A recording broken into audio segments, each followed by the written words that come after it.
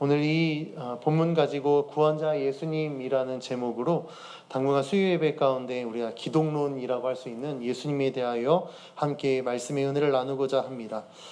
먼저 이 본문은 우리가 주로 성탄절 때 많이 이제 설교로 인용하는 본문입니다. 그래서 성탄절이 되면 이제 예수님의 나심을 기억하고 그 예수님의 나심에 대한 이 본문을 가지고 많은 은혜들을 나눕니다.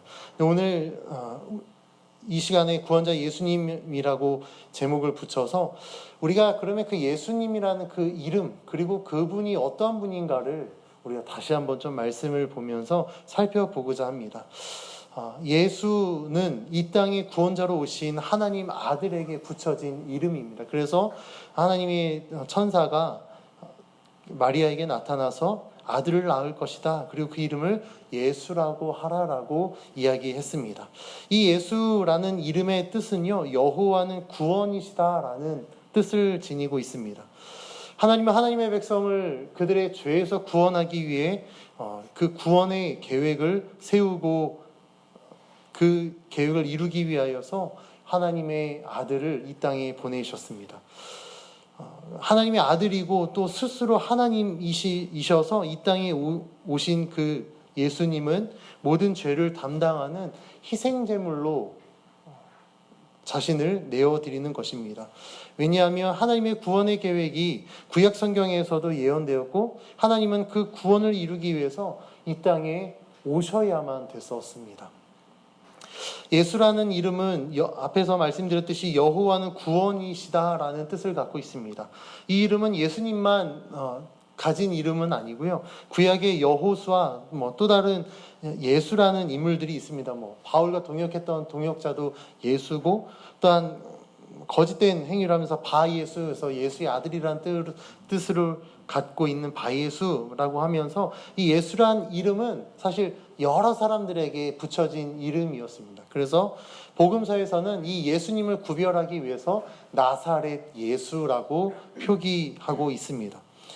그런데 이 예수라는 이름은 그 의미로 하나님의 구원을 알 수 있지만 예수님은 단순히 그냥 이름을 듣고 여호와는 구원이시다 라는 것을 나타내는 것이 아니라 예수님 자체 그리고 예수님 그 삶의 모든 것들이 다 하나님의 구원을 나타내기 때문에 예수님의 이름은 다른 사람들에게 붙여진 이름하고 같을 수 있겠으나 예수님은 본질상 다른 분임을 우리는 말씀을 통해 알고 있습니다. 다른 사람은 이름을 통해 하나님이 구원자이심을 증거했다고 한다면 예수님은 삶으로 그리고 자신의 모습으로 스스로 하나님의 구원을 이루신 참 하나님 그리고 참된 구원자라는 사실을 우리는 말씀을 통해 알 수 있습니다. 또한 두 번째로 하나님이 일반적으로 사용된 예수라는 이름으로 이 땅에 오신 이유는 자기 백성들 가운데 가장 가까이 오기 위함입니다. 하나님이 성육신 하시면서 하나님의 이름인 구약 성경에 나오는 야훼나 엘로힘 아니면 또 다른 어떠한 이름을 사용할 수도 있었을 것입니다. 물론 이런 이름을 갖고 태어나는 것 자체가 당시 유대 사회에서는 불가능한 일이었을 것입니다. 왜냐하면 감히 사람이 하나님의 이름을 갖고 태어나는 것이 용인되지 않기 때문에 그렇습니다. 엘로힘이나 야훼라는 이름을 못 쓴다고 한다면 또 다른 어떤 하나님의 이름으로 이 땅에 오실 수도 있었을 것입니다. 그러나 하나님께서는 성육신 하실 때 어떤 다른 이름으로 오신 것이 아니라 예수, 여호와는 구원이시다라는 그 뜻을 가지고 이 땅에 오셨다라는 겁니다. 그 이유는 하나님의 백성들 가운데 가장 가까운 모습으로 오기 위함이라는 겁니다. 다른 이름이 아닌 예수님은 일반적으로 여호와는 구원이시다라는 이름을 쓰고 있는 그 사람의 이름을 가지고 가장 낮은 곳에서 낮은 모습으로 이 땅에 오셔서 사람들을 섬기셨다라는 겁니다. 성자 하나님이신 예수님, 이 땅을 구원하기 위해 오신 메시아이신 예수님이 가장 낮은 모습으로 이 땅에 오셨다라는 것은 그 하나님이 온전한 구원을 이루기 위해서 이 땅을 섬기기 위해서 오셨다라는 것뿐만 아니라 예수님이 앞으로 살아가는 삶과 그의 사역을 통하여서 예수 그리스도를 믿는 모든 성도들에게 그와 같이 섬기고 겸손하고 순종하라는 그 삶의 본을 보여주시기 위해서 이 땅에 오셨다라는 겁니다. 예수님을 통한 하나님의 구원은 절대 멀리 있는 것이 아닙니다. 그리고 특정 그룹이나 어떤 인물에게만 주어진 것이 아니라 모두에게 보편적으로 주어진 기회입니다. 그렇기 때문에 그 예수 그리스도의 이름을 믿기만 한다면 이 구원은 모든 믿는 자에게 주어지는 줄 믿습니다. 그래서 우리는 그 구원을 믿고 또한 예수 그리스도를 주로 고백했기 때문에 지금 이 자리에 하나님 앞에 나와서 예배할 수 있고 또한 그 예배자로 하나님 앞에 영광 돌리는 줄 믿습니다. 그렇다고 한다면 하나님의 아들이신 그 예수님이 백성을 구원하기 위해서 이 땅에 오셨는데 어떤 모습으로 오셨는지 우리 함께 살펴보고자 합니다. 먼저 첫 번째, 예수님은 인류의 죄를 대속하기 위해서 죄 없는 모습으로 오셨습니다. 예수님의 족보, 마태복음 1장에 보면 예수님의 족보가 나오는데 그 족보를 보면 모든 계보는 북의 중심으로 나열됩니다. 그러니까 누구의 아들, 누가 누구를 낳고 누가 누구를 낳고, 그래서 그 낳은 사람이 누구냐면 그 사람의 아버지를 명합니다. 그런데 예수님은 마리아의 아들로 표현됩니다. 그 이유는 예수님이 성령으로 잉태되었기 때문에, 사람이 씨를 통해서 태어난 게 아니라 성령을 통해 태어났기 때문에 그의 아버지는 하나님이라는 것을 이야기하려고 그렇게 기록하고 있습니다. 마태복음 1장 18절 말씀인데요. 우리 앞으로 조금만 넘어가서 1장 18절 같이 한번 읽겠습니다. 시작. 예수 그리스도의 나심은 이러하니라. 그의 어머니 마리아가 요셉과 약혼하고 동거하기 전에 성령으로 잉태된 것이 나타났더니. 아멘. 예수님의 나심은 그의 어머니 마리아가 약혼한 요셉과 동침하기 전에 잉태되었고, 이렇게 사람의 씨를 받지 않고 성령으로 잉태된 이유는 우리 성도님들이 잘 알고 있듯이 죄 없는 모습으로 이 땅에 오셔야 됐기 때문에 그렇습니다. 그렇다고 한다면 예수님이 왜 죄 없는 모습으로 이 땅에 오셔야 됩니까? 모든 죄를 담당하는 희생제물의 조건이 되려면요, 죄가 없어야 되기 때문에 그래요. 죄가 있는 자가 누구의 죄를 대속할 수 있겠습니까? 그러나 예수님께서는 죄 없는 모습으로 이 땅에 오셔서 우리의 죄를 대속하기 위해서 성령으로 잉태되어야만 죄 없는 모습으로 오실 수 있고, 또한 그렇게 오셔야만 우리의 죄를 대속할 수 있는 희생양이 될 수 있기 때문에 그렇습니다. 그렇기 때문에 이러한 예수님에 대하여서 히브리 기자는 다음과 같이 이야기합니다. 히브리서 4장 15절 말씀입니다. 우리에게 있는 대제사장은 우리의 연약함을 동정하지 못하실 리가 아니요 모든 일에 우리와 똑같이 시험을 받으신 이로되 죄는 없으시니라. 예수님의 모습은 다 똑같다라는 겁니다. 똑같이 인간으로 태어나서 먹고 마시고 입고 자고 고통도 느끼고 슬픔도 모든 감정도 다 느낄 수 있는데 우리와 다른 것 하나, 바로 그분은 죄가 없다라는 것을 성경은 이야기하고 있습니다. 예수님은 하나님의 구원을 완성하기 위해 이 땅에 메시아이자 희생제물로 오셨습니다. 죄 없는 모습으로 오셔서 우리의 모든 죄를 대속하시고 또한 참된 구원을 이루셨다라는 것을 우리는 성경을 통해 알 수 있습니다. 또 두 번째로 예수님의 탄생은 하나님의 구원의 계획 가운데 이루어졌음을 성경은 이야기하고 있습니다. 마태복음 1장 16절 말씀인데 1장 16절 말씀 우리 같이 한번 읽겠습니다. 시작. 야곱은 마리아의 남편 요셉을 낳았으니 마리아에게서 그리스도라 칭하는 예수가 나시니라. 아멘. 여기에서 예수가 나셨다라는 표현으로 사용된 나시니라에 사용된 헬라어 에게네테는 수동태로 사용되어져 있습니다. 수동태라는 것은 능동적으로 낳은 게 아니라 누군가에 의해서 낳음을 받았다라는 의미를 갖고 있겠죠. 그렇다고 한다면 누군가가 이 예수 그리스도의 나심을 계획했다라는 겁니다. 그러면 그것이 누가 계획했겠습니까? 바로 하나님이 계획하셨다라는 거예요. 인류의 구원을 이루기 위해서 하나님이 이미 구약 성경에서부터 끊임없이 이 예수의 나심을 예언하셨고, 그 계획을 이루시기 위해서 예수 그리스도가 이 땅에 태어나셨다라는 것을 성경이 이야기하고 있습니다. 하나님의 그 계획, 그리고 그 계획이 많은 성경 모세율법이나 선지자들의 입술을 통하여서 선포되어졌었고, 그것을 이루기 위해서 예수 그리스도가 이 땅에 오시면서 모든 인류의 죄를 담당하고 하나님이 그 약속하셨던 그 큰 구원을 완성했다라는 겁니다. 사도 바울은 이러한 예수님의 대속을 로마서를 통해 다음과 같이 이야기합니다. 로마서 6장 10절 말씀입니다. 그가 죽으심은 죄에 대하여 단번에 죽으심이요 그가 살아계심은 하나님께 대하여 살아계심이다 라고 이야기합니다. 하나님의 구원은 오래전부터 계획되었고 그 계획은 예수 그리스도를 통해서 이루어졌다. 그런데 여러 번 반복되어진 구약시대에 드려졌던 어떤 희생제물과 같이 계속해서 끊임없이 제물을 바치고 제사를 드림을 통하여서 죄사함을 받는 게 아니라 예수 그리스도께서 죽으심으로 말미암아 그 한 번의 그 사건을 통하여서 모든 죄가 모든 사람이 죄사함을 받게 되었다라는 것입니다. 다시 말하면 이 성경을 통해 말씀하신 구원이 예수님의 성육신으로 현실이 되었고 예수님이 십자가의 죽으심으로 말미암아 그 구원이 실제가 되었다라는 것을 의미합니다. 그렇다면 우리가 세 번째로 살펴볼 것은 그렇다면 나는 예수님을 어떤 분으로 인식하고 있는가? 어떤 분으로 받아들이는가? 예수님을 인식하는 세 가지 유형을 요한복음에 나오는 나다나엘을 통해서 살펴보고자 합니다. 먼저 첫 번째 예수님에 대한 인식은요, 그냥 평범한 목수의 아들로 인식한다라는 겁니다. 인간의 모습으로 오신 예수님을 보면서 당시 유대인들은 사실 하나님의 아들로 인정하지 않았습니다. 예수님은 그냥 나사렛이란 동네에서 목수의 아들로 자란 사람. 그런데 그 입술을 통해서 나오는 말씀들을 들어보니까 좀 뭔가 다르긴 하다. 그러나 그가 하나님의 아들로 인정할 수는 없었다라는 겁니다.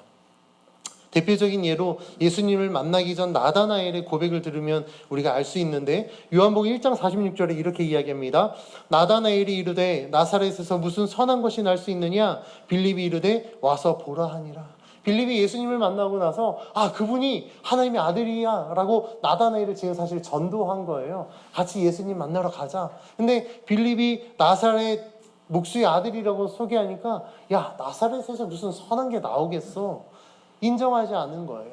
그래서 예수님은 그냥 그들에게 있어서는 그냥 목수의 아들, 나사렛에서 그냥 자란 그냥 여러 예수 중에 그냥 한 사람으로 여겨졌다라는 겁니다.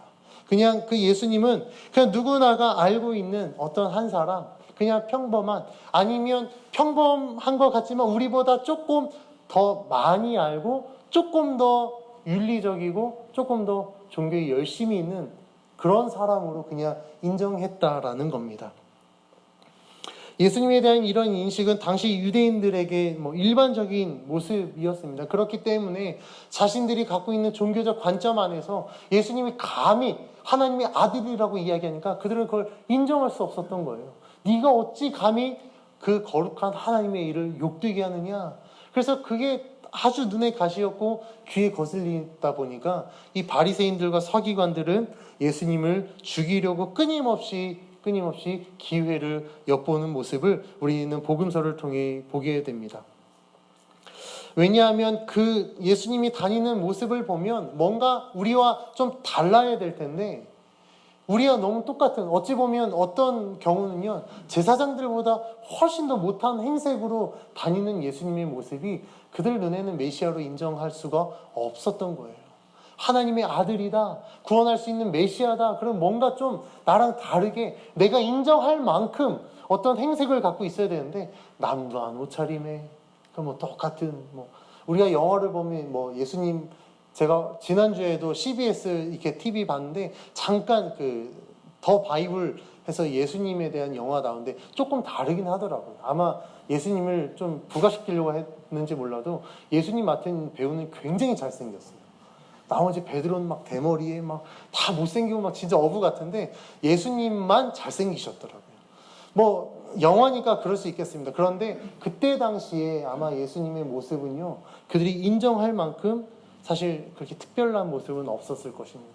그러다 보니까 그냥 눈앞에 보이는 예수님은 평범한 사람으로 인정되었다라는 겁니다.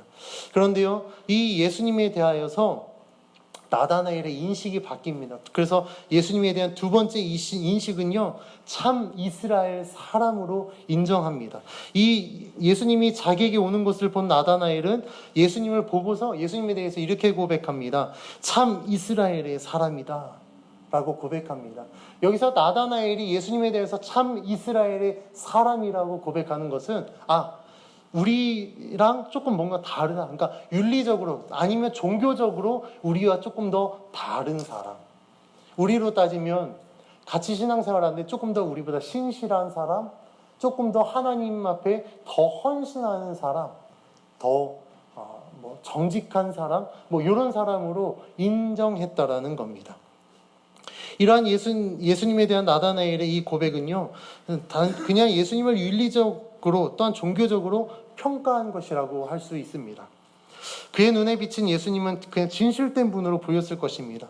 다른 사람들은 이익을 추구하거나 아니면 자기가 높아지기를 원하고 자신의 것을 드러내기를 좋아했다고 한다면, 나다나엘에게 비춰진 예수님의 모습은 그보다는 조금 더 진실됐었고, 그를 따르는 제자들, 이제 제자들을 막 부르기 시작할 때였으니까 그를 따르는 제자들의 모습을 보면서 저분은 그래도 조금 다른, 율법을 지키면서 막 자기 과시하고 자기 의의를 드러내는 다른 유대인들하고는 조금 다르구나라고 인정했다라는 겁니다.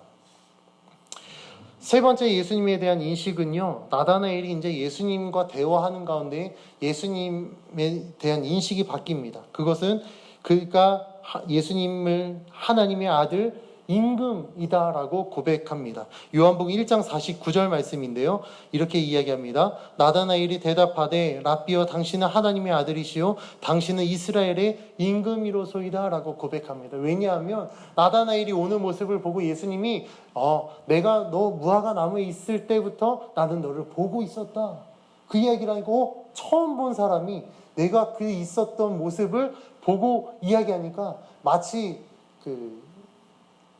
우리가 드라마 보면 무당에게 가면 너 뭐 했지? 그러면 막 깜짝 놀라잖아요. 다 무당이 굉장한 전술을 쓰고 있는데 점집에 온 사람들이 다 문제가 있으니까 점집에 오는 거야. 그 문제 때문에 꽤 힘들었구만. 그럼 어떻게 하셨어요? 그러면서 자기 스스로 자기 문제를 다 이야기해요. 그러면 거기서 그건 그래서 안 돼 하는 것처럼 아마 느꼈을 수 있겠습니다. 그러나 나다나엘에게 말씀하신 예수님의 그 모습은요, 그것과는 달랐다라는 거예요. 그러면서 예수님에 대한 그런 모습을 보고 나다나엘은 이분이 그냥 내가 윤리적으로 종교적으로 조금 우리와 다른 분이구나 라고 인정하려고 했는데 이분은 뭔가 다르다라는 것을 보고 그 예수님에 대하여서 하나님의 아들이시다, 이스라엘의 임금이다 라고 이야기합니다. 이렇게 고백한 나다나엘에게 예수님은 이렇게 말씀하십니다. 내가 무화과 나무에서 있었던 너의 모습을 본 것 때문에 나를 하나님의 아들이라 고백하느냐?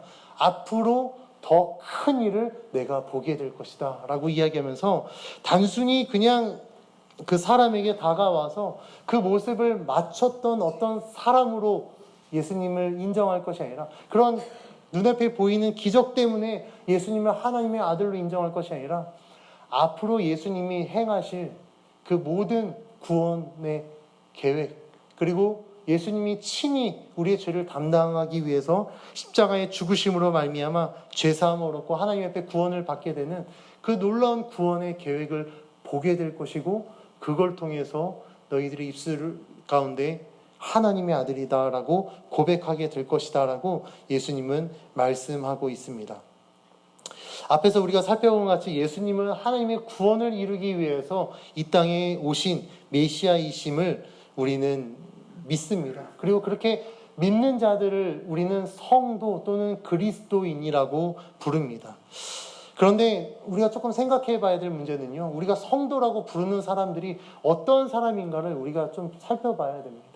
성도라고 했을 때 앞에서 이야기한 것 같이 정말 예수님을 이 세상에 오신 하나님의 아들, 참 메시아, 그리고 구원자로 고백하고 믿는 자가 성도이자 그리스도인입니다. 그런데 우리가 성도라고 부르는 사람들은요, 그보다 조금 더 폭넓게 불러서 그냥 교회 출석하는 사람을 우리는 성도라고 이야기합니다.